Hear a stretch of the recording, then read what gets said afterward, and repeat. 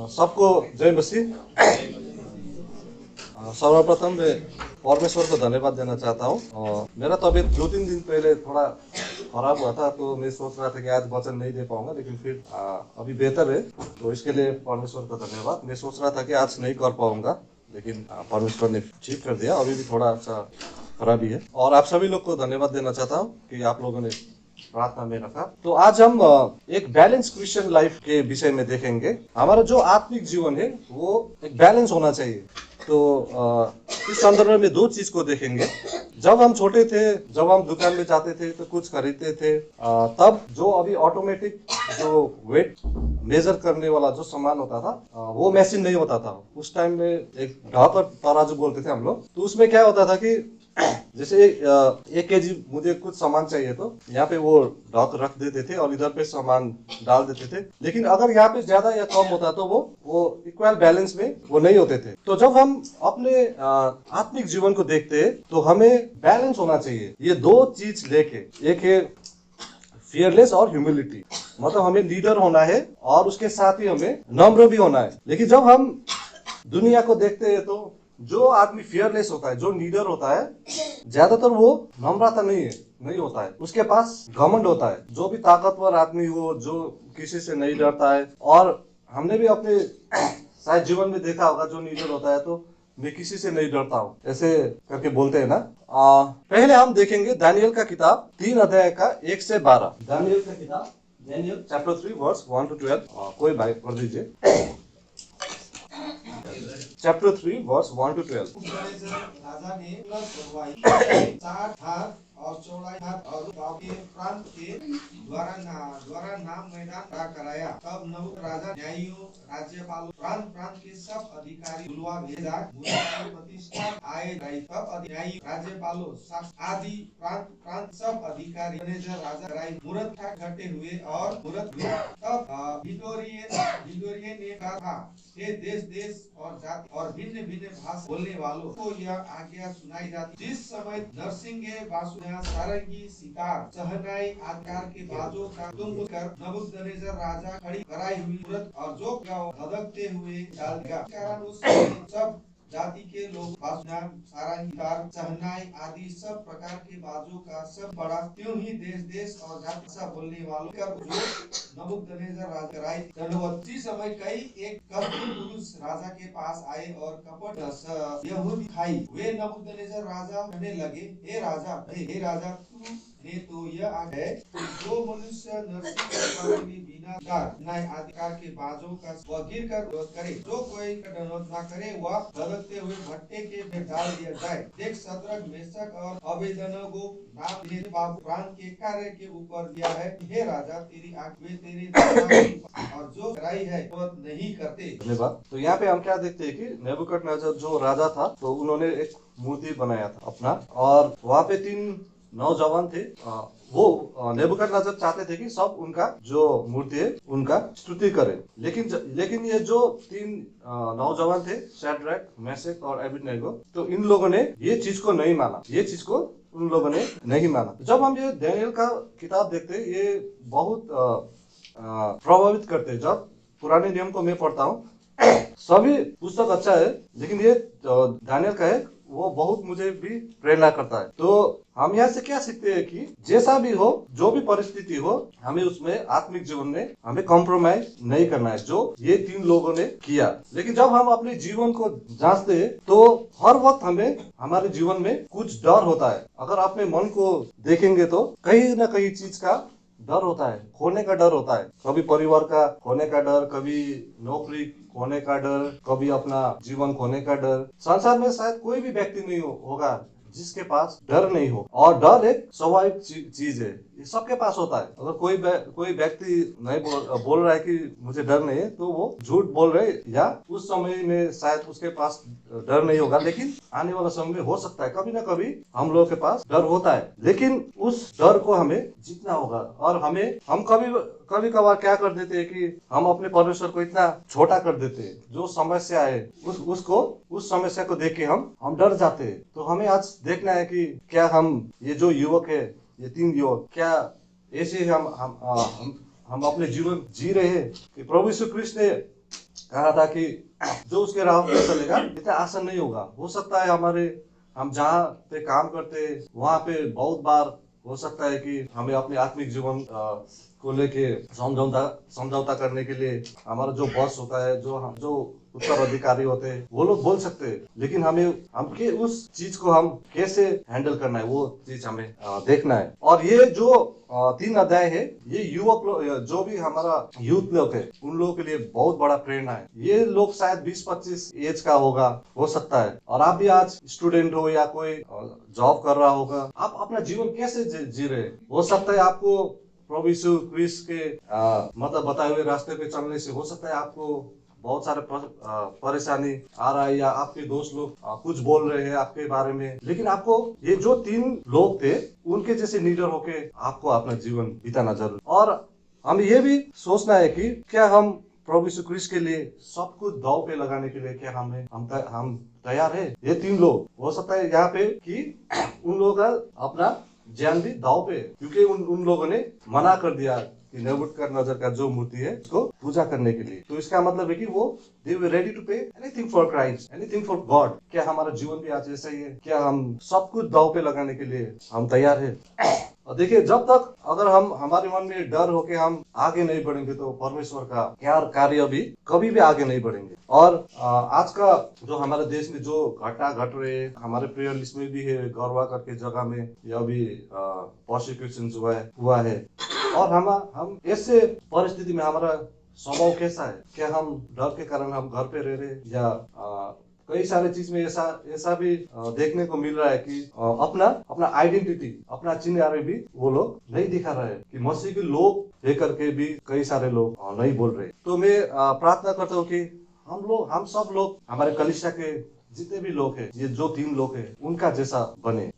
और देखिए, जो भी कलीसिया बना हुआ है वो ऐसे नहीं बना है, उन लोगों ने अपना जीवन अपने दांव पे रखे, इसीलिए कलीसिया आगे बढ़ा। और मैं सब लोग जो जितना भी सिस्टर लोग है उनको भी निवेदन करता हूँ कि वो अपना पति लोग को सपोर्ट करे, वो डर के माहौल में मत रहे। आप लोगों ने कितने लोग ने ब्रदर का किताब पढ़ा है? I saw my master word इधर पे। तो जब वो पढ़ते हैं ना, तो वो ब्रदर प्रभु के जीवन में कितना ऐसा भी सिचुएशन आया कि उनका जान भी जा सकता था। और वो जब हम किताब पढ़ते हैं, तो जब मैंने वो किताब पढ़ा तो मैं उनके पत्नी लीडिया सिस्टर के बारे में सोचा ना, अगर सिस्टर ने डर के कारण अगर अंकल को रोकता तो क्या प्रभु का काम होता है? तो ये चीज हमें सीखना है। अगर कई सारे चीज जगह पे जाना है जहाँ पे खतरा है, तो प्रभु में विश्वास करके सभी सिस्टर्स लोग को, अपने पति को इनकरेज करना है, नहीं तो परमेश्वर का काम आगे नहीं बढ़ेगा।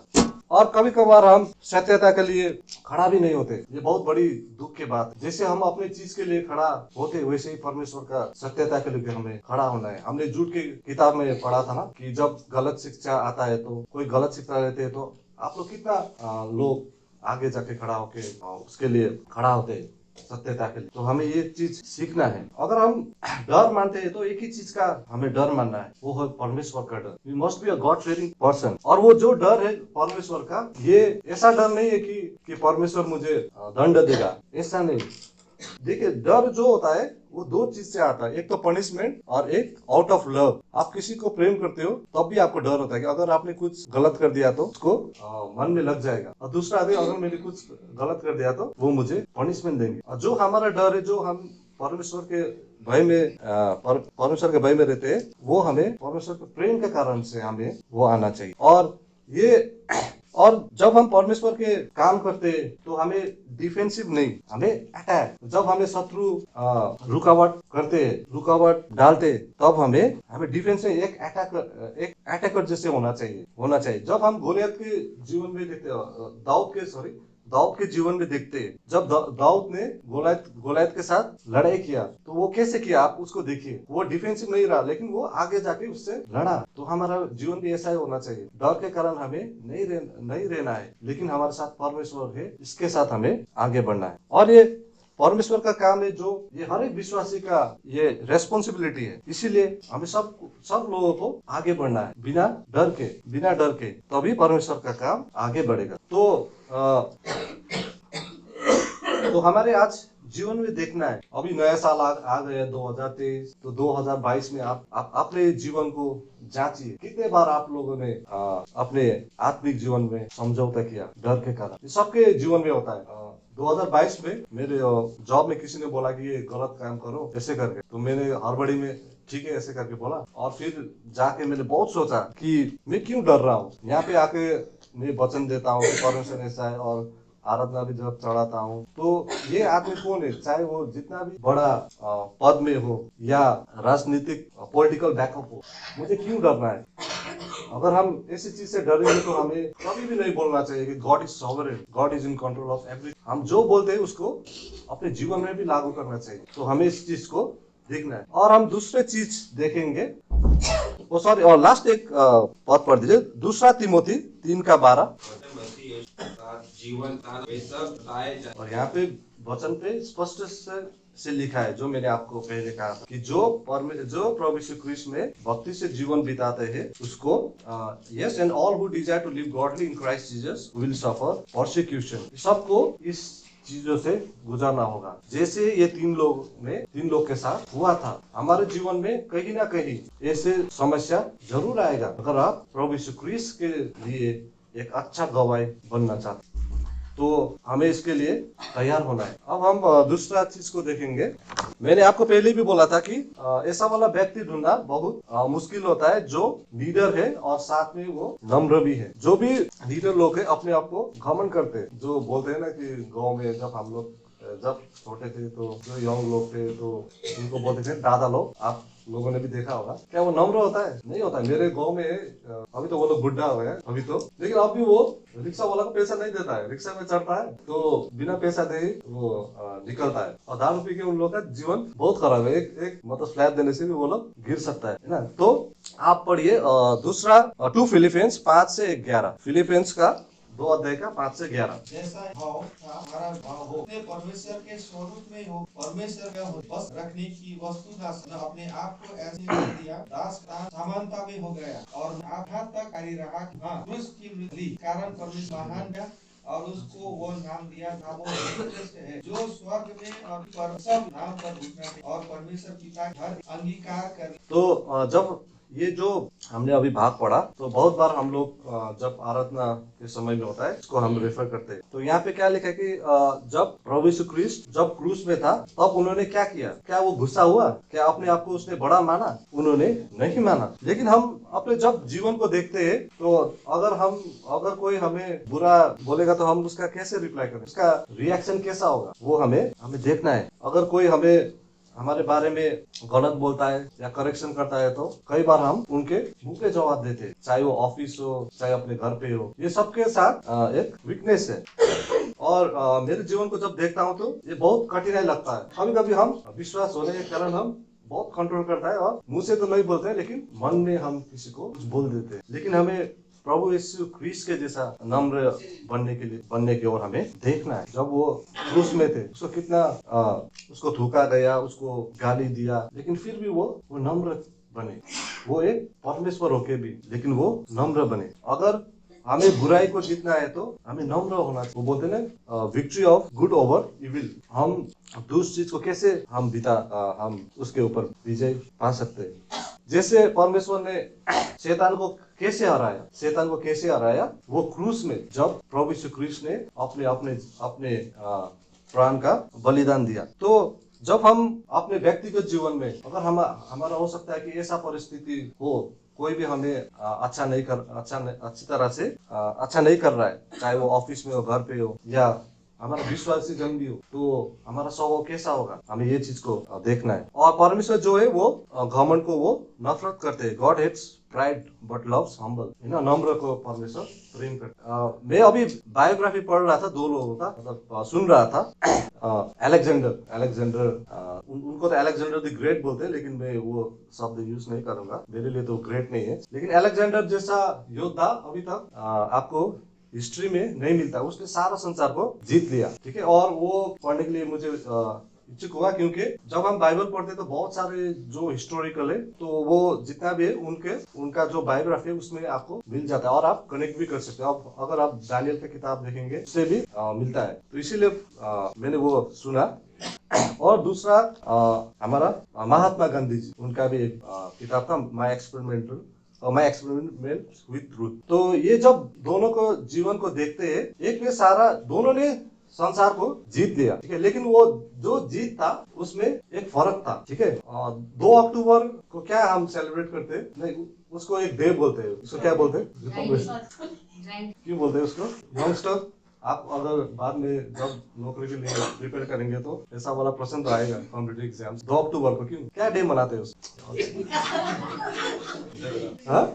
एवरी डे वी सेलिब्रेट, उसको बोलते हैं इंटरनेशनल नॉन वायलेंस डे, सारा जगह उसको मनाते हैं, ठीक है। तो अलेक्जेंडर ने भी सारा, वो इंडिया में भी आया और इंडिया में चंद्रगुप्त मौर्य करके एक था, उनके साथ भी युद्ध किया, तो सारा संसार को जीत, और गांधी जी ने भी जीत लिया, लेकिन उसने क्या जीता, उन्होंने सबका मन जीत लिया। अभी भी उनका इम्पैक्ट अभी तक है, अलेक्जेंडर का आपको नहीं मिलेगा, क्यों? क्योंकि वो नम्र था। आप उसको उसके जीवन में जब देखते हैं तो वो बाइबल बहुत पढ़ता था, मुझे मालूम नहीं था जब मैं छोटा था, जब वो टेक्स्ट बुक में पढ़ा तो उन्होंने बोला था एक गाल में दिया तो दूसरा गाल, उन्होंने ये क्यों कहा? क्योंकि वो बाइबल पढ़ते थे। और जब अमेरिका का प्रेसिडेंट बराक ओबामा जब इंडिया आया ना, तो सबसे पहले उसने महात्मा गांधी जी का प्रशंसा की। तो सोचिए अगर हम नम्र बने तो कितना बड़ा इम्पैक्ट होगा उसका हो सकता है। जब हम और बहुत सारे वचन में भी लिखा है कि बच्चों जैसा हो तभी परमेश्वर का आपको ज्ञान की प्राप्त होगी। लेकिन अगर हम सोचेंगे कि मैं सब कुछ जानता हूँ, मुझे तो सीखना नहीं है, लेकिन बच्चों जैसा, अगर हमसे छोटा जो अपने आत्मिक जीवन में भी नए हैं, उनसे भी नम्र होकर हम कुछ सीखेंगे तो ये हमारे आत्मिक जीवन के लिए फायदा होगा। और जब हम देखते हैं, जब मनुष्य के स्वभाव को जब वो ऊंचे कद में होते हैं तो घमंडी बन जाते हैं। इसलिए बोलते हैं ना, किसी का इंट्रोडक्शन दे रहा है तो पहले वो अपना डेजिग्नेशन दे रहा है कि आई एम सो। जब मैंने पीएचडी किया तो बहुत गर्व होता था, लेकिन हमें ऐसा नहीं बनना है। हो सकता है हमारे पास बहुत चीज है जो दूसरे के पास नहीं है, लेकिन हमें घमंडी नहीं बनना चाहिए। इसीलिए तो वचन में लिखा है कि लॉर्ड में इंक्रीज एंड आई में डिक्रीज। और संसार में बहुत सारे आपको इंटेलिजेंट बुद्धिजीवी मिल सकता है, लेकिन बहुत सारे कम मिल देगा जो नम्र है। अभी संसार में सबसे ज्ञानी व्यक्ति कौन है? आदमी। किसको मानते हैं अभी? No, I am not talking about Bible. अभी संसार के लोग किसको सबसे बुद्धि मतलब ज्ञानी व्यक्ति मानते हैं? अभी एलन मस्क को सबसे ज्ञानी व्यक्ति मानते हैं उसको। अभी तो सबसे उसका गाड़ी का नाम है टेस्ला, इतना महंगा गाड़ी। नेपाल का गाड़ी यहाँ पे आया था तो सब लोग वो फेसबुक में डाल रहा क्या क्या चीज करता है वो। लेकिन उसका जब मैंने देखा तो वो उसने क्या किया, अभी एक कंपनी को खरीदा तो दूसरे दिन में सारे कर्मचारी को निकाल दिया उसने, ठीक है। और वो बोलते हैं कि किसी आदमी को छुट्टी नहीं लेना है, 12 घंटा 7 दिन में 12 घंटा एवरी डे 12 घंटा, संडे भी छुट्टी नहीं है ना। तो आपको बहुत सारे ज्ञानी व्यक्ति मिलता है, लेकिन नम्र व्यक्ति आपको बहुत कम मिलता है। आप जहाँ पे आप नौकरी कर रहे हो वहां पर भी आप देखिए वेरी हैंडफुल। और कभी कभार हमें नम्र बनाने के लिए परमेश्वर हमें तोड़ता है। हमारे जीवन में बहुत सारे परेशानी क्यों आता है? अभी हम जॉब की किताब में देख रहे थे ना, जॉब का शायद 13 अध्याय का 13 पद में, वहां पे वो क्या बोलते हैं कि जब वो सुबह उठता है और परमेश्वर ये प्रार्थना कर रहा है कि मेरे पास कुछ गलतियां होगा, परमेश्वर आप उनको दिखाओ। क्या हमारा जीवन भी ऐसा है? और बहुत बार हमें जॉब जैसे अयुब जैसे व्यक्ति बनाने के लिए हमें जोड़ता है। कभी कभार हमारे जीवन में परेशानी आते हैं क्योंकि हम उनके जैसा, प्रभु यीशु ख्रीष्ट के जैसा हम नम्र बने। और एक पद पढ़ दीजिए, 2 तीमोथी 2:24 पद। प्रभु के दास दयालु होना ना चाहिए, पर सबका कोमलता में और सहन और सहयोग का जाए, क्या जाने मन फिराव का भी सत्य। तो यहाँ पे क्या लिखा है कि सत्य को कैसे पहचानेगा? जब आप उनके साथ नम्रता से पेश करोगे, है ना, सत्यता को। सैल्वेशन किसी को आपकी नम्रता के कारण प्रभु यीशु ख्रीष्ट को जान भी सकता है। और हमेशा नम्रता बनना है, हमें किसी और के जीवन से हमें तुलना नहीं करना चाहिए। बहुत बार लेकिन हम लोग करते, अगर हमें तुलना करना है तो वो प्रभु यीशु ख्रीष्ट के जीवन, प्रभु यीशु ख्रीष्ट के साथ हमें तुलना करता है। और अब बड़े बड़े आदमी को जब देखेंगे तो उन लोगों का डाउनफॉल का मेन रीजन क्या था कि वो लोग घमंडी थे। ये जो नेबुकदनेस्सर जो ये राजा था, इनका डाउनफॉल का कारण भी क्या था कि वो घमंडी बन गए, इसीलिए परमेश्वर ने उनके साथ न्याय किया। जब हम नए नियम में देखते थे तो फरीसी लोग सब, जब आप पढ़ेंगे वो सुसमाचार तो सारी जगह में जब देखेंगे तो उन लोगों का सबसे बड़ा पाप ही क्या था? घमंड। अपने आप को बहुत घमंडी सोचते थे। और हम परमेश्वर का घर कभी भी नहीं बना पाएंगे अगर हम अपने आप को नम्र नहीं करेंगे। और एक लास्ट पद पढ़ दीजिए, 6 माइका का किताब 6 अध्याय का 6 माइका। मैं क्या लेकर वहाँ के सम्मुख जाऊं, पर रहने वाले क्या मैं बलि लेके सम्मुख जाऊं? तो परमेश्वर के आगे हमें क्या लेके जाना है, वो है नम्र। यहाँ पे माइका पूछ रहा है ना कि परमेश्वर के आगे क्या लेके जाना है। इसी तरह हमें परमेश्वर के आगे हमें नम्र बन के जाना है, तभी परमेश्वर का महिमा होगा। तो आज हमने 2 चीज सीखे कि हमें एक पहले मैंने एग्जांपल दिया था ना कि वेट मेजर करने के लिए 2 चीज होता है ना, तो अगर बैलेंस करना हमें वो बैलेंस करना, हमें लीडर तो होना है लेकिन उसके साथ हमें नम्र भी होना है। और जब भी हम परमेश्वर के राहों में चलते कोई भी निर्णय लेना है तो हमें और चीजों को देखना नहीं लेकिन परमेश्वर का महिमा देखना है। और परमेश्वर को कभी भी हमें छोटा नहीं समझना है। लेकिन कई बार हम लोग ये गलती करते हैं। ये तीनों जो युवक थे इससे परिस्थिति में भी वो परमेश्वर के लिए अपना जान भी देने के लिए तैयार था। वो नेबूकदनेस्सर से वो नहीं घबराया और अपने आत्मिक जीवन में उन्होंने समझौता नहीं। तो हमें आज जांचना है कि हमारा जीवन भी कैसा है। क्या हमने पिछले बार क्या हमने समझौता किया है? अगर हमने किया है तो हमें आगे बढ़ना है और हमें अपनी गलती से हमें सीखना है। और दूसरा हमें नम्र बनना है और हमें अपने जीवन को जांचना है। जो मैंने 2 एग्जांपल दिया था ना, एक अलेक्जेंडर और गांधी। अगर हम नम्र बनेंगे तो कितना उसका इम्पैक्ट होगा जो हमारे आमने सामने। और हमारे नम्रपन के द्वारा उन लोग सुसमाचार भी मिल सकता है। मैंने देखा था एक व्यक्ति, वो बहुत नम्र था, तो उसको पूछा कि आप ऐसा नम्र क्यों हो? एक अविश्वासी जन थे वहाँ पे। तो उसको एक मौका मिला सुसमाचार कि बाकी सारे तो इतना नर्म नहीं है लेकिन आप इतना नर्म क्यों हो? तो उन्होंने इस समय सुसमाचार कि मेरा जीवन ऐसा नहीं था लेकिन जब मैं प्रभु यीशु ख्रीष्ट ने विश्वास किया उसके बाद मेरे जीवन परिवर्तन। और इसी के साथ मैं यहीं पर समाप्त करता हूँ। धन्यवाद।